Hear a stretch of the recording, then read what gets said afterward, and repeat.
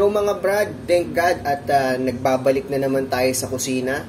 At bago tayo magsimula, medyo madilim magluluto tayo ngayong tanghali ng tuna panga at isisigang natin sa miso. So, ilalatag natin ngayong tanghali yung mga gagamitin natin at kung paano natin siya lulutuin. So, I hope mapanoorin nyo hanggang dulo mga kabrad at simulan na nating painitin yung ating ngayon, medyo manipis lang yung lutuan natin. So, kailangan mahina lang yung ating kalat. So, sa pagluluto ng tuna panga na isisigang natin sa miso, syempre, yan. Lalagay na tayo ng mantika.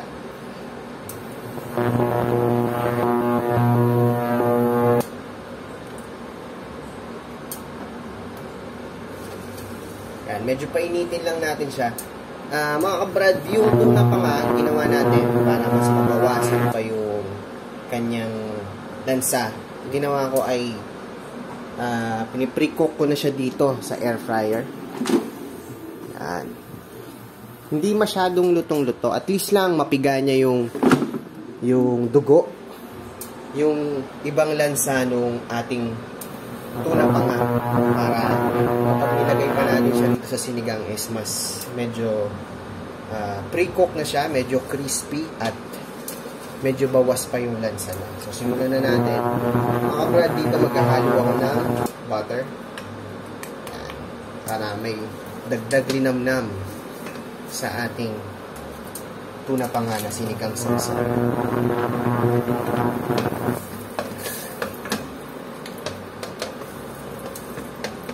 Pag butter lang kasi ang nilagay natin, diretso na panggisa natin. Matutunaw lang siya sa init ng ating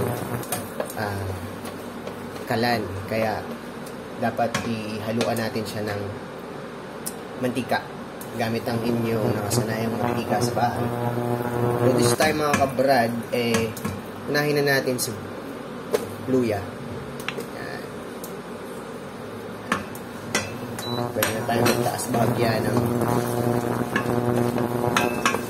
ating lakas ng ating kalan.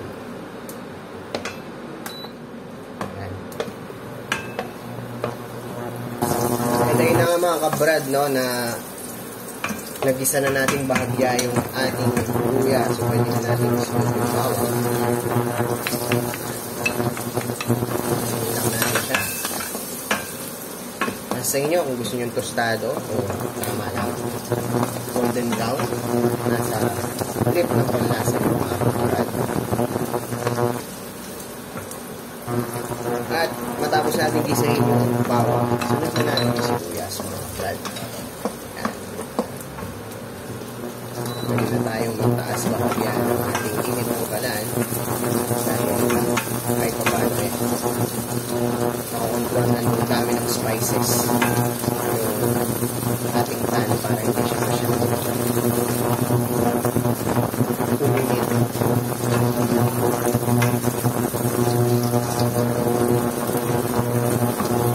After natin itong mag-isa, ang susunod naman natin ay kamatis. So, sa sinigang kasi, lalo pag isda, masarap kapag maraming kamatis. So, yung taste yan, base sa panlasa mo. Pero, mas maganda o mas masarap para sa atin kapag maraming kamatis.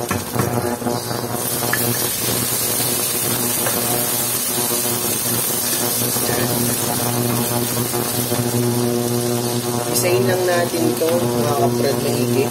Durugin natin yung mga kamatis para talagang labas na labas yung katas niya mamaya sa sabon ng ating sinigang sa miso. Kaya mga kabrad, habang inigisa natin maigi itong kamatis ng tinutulog, pwede na natin isama sa pag-igisa itong miso.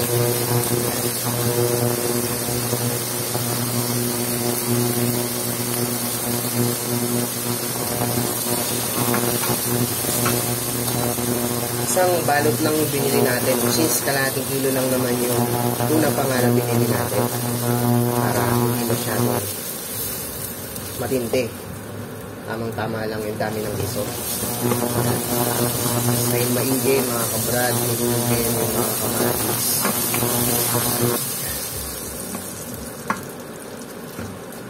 Dahil ayan yung bibigay ng flavor mamaya sa ating sabaw.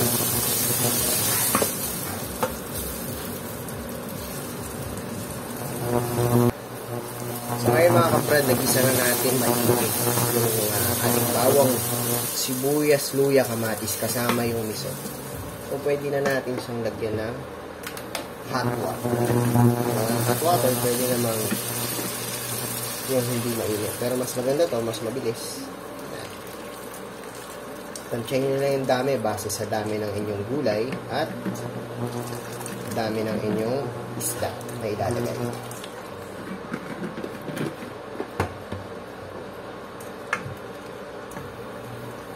Ayan. Para sa akin kulang pa to. So buti may nakaready pa tayong mainit na tubig doon. Ayan. Pwede tayo maglakas ng apoy since nakapaglagay na tayo ng liquid natin mga kabrad. So ngayon pakukuluin lang natin to and then ilalagay na natin yung pinaka-isusunod natin. At yun na nga, kulong-kulo na siya mga kabrad. No? So this time, pwede na natin ilagay yung ating gulay na matigas. Kung hindi natin in-air fried yung ating tuna pa nga, eh, pwede na natin sana siyang isunod na mauuna sa labanos kasi nga raw siya. Since pre-cook na ang ating tuna pa nga at hindi na siya ganun kalansa o nabawasan na yung lansa niya dahil napiga na ni air fryer. So unahin na natin yung matitigas na gulay. So pwede na lang nating ihalo yung ating tuna pa nga maya-maya. And then pagdating naman sa paglalagay ng alat sa inyong niluluto, ako kasi nung bago ko siya isalang sa air fryer ay nag-sprinkle na tayo ng asin dun sa ating fish or tuna pa nga. So may alat na siya. So kailangan maging maingat tayo sa pagdadagdag na lang ng alat. Though depende na yan sa panlasa natin mga kabrad.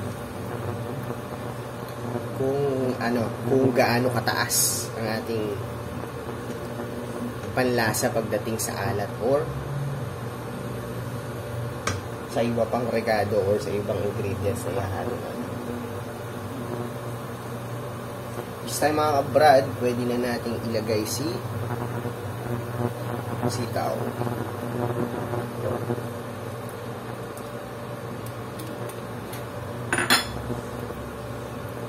Nararamdaman ko na. Yan, at ilalagay naman natin si talongs. Meron tayong nilagay na isang habang talong, isang piraso. This time mga kabrad, pwede na natin ilagay si tuna pa nga para umalo na yung kanyang lasa, yung lasa ng isda dun sa sabaw.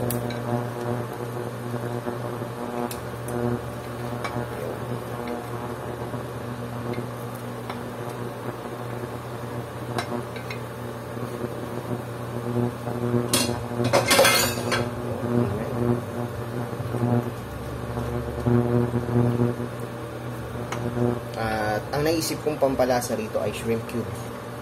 So para medyo partner dun sa fish, ay gagamit tayo ng shrimp para medyo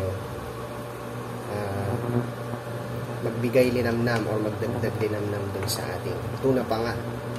Yan. So pwede kayong gumamit ng shrimp cubes o kung anong pampalasa na nakasanayan nyo.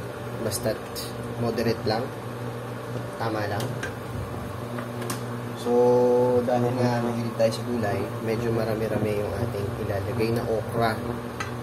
So nasa sa inyo yan mga kaprad kung ano ang base sa trip nyo or sa panlasa nyo.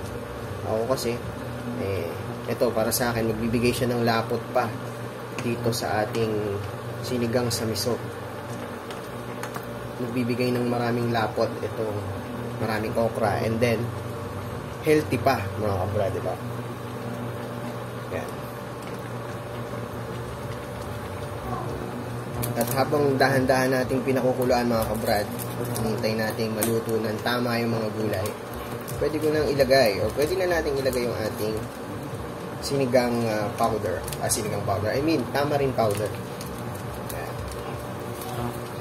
Yung naisip kong ilagay, or yung available natin dito sa stock ay sinigang na may gabi. Ayan.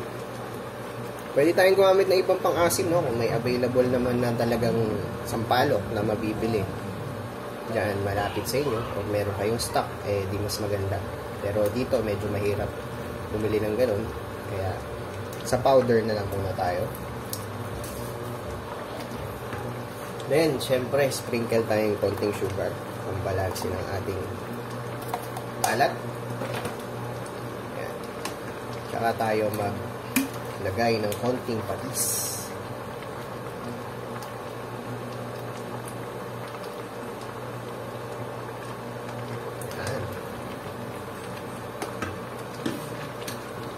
Napakabango niya mga kabrad.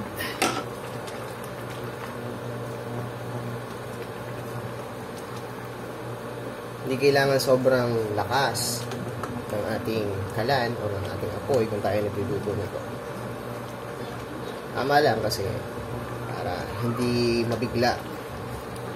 Habang pinipigaan niya yung lasa ng isda, slow niya lang na pinapalambot yung mga gulay. Yung kasi ang isa sa na nakasanayan natin, or napapansin natin kung bakit na-overcook yung mga luto ng iba nating mga kabrad sa kusina, kasi nga yung pagkokontrol natin ng ating kalan, ng apoy, yung ginagamit natin sa pagluluto ng kalan, yung nagiging dahilan bakit no-overcook yung ating mga niluluto. And para sa akin nga mga kabrad, ito na yung tamang time para ilagay na natin yung ating sili.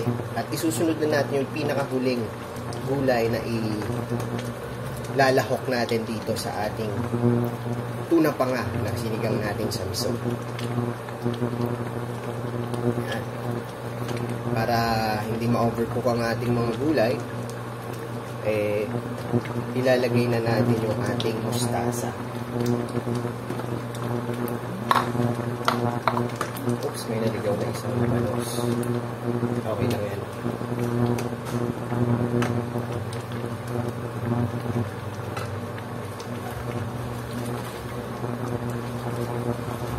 Okay, this time mga kabrad, ilagay na natin yung ating mustasa.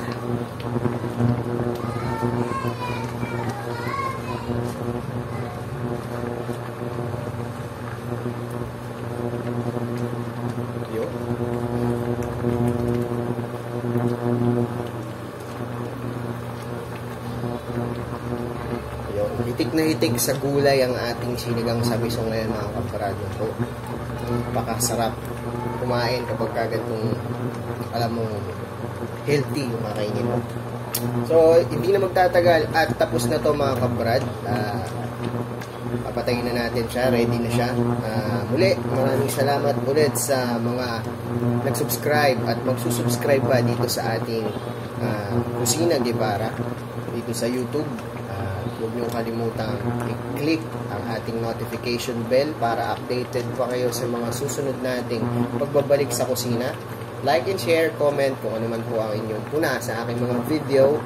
And maraming salamat ulit mga kabred natin sa kusina. At hanggang sa muli na pagbabalik natin, I hope at nandyan pa rin kayo para sumuporta sa mga pagluluto natin every time na bumabalik tayo sa kusina. So, thank you so much. See you ulit sa susunod nating video.